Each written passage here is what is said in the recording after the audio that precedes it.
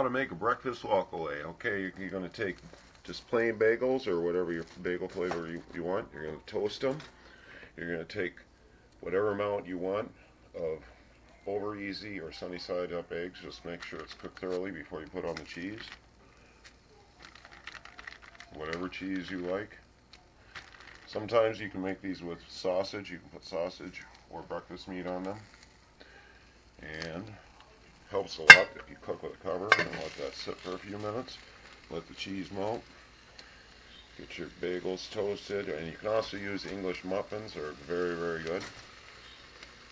Yeah, and this is a kind of like some of the breakfast sandwiches you might already be familiar with from certain fast food chains and so on, as well as your freezer aisle. And okay, I got cheese melted good.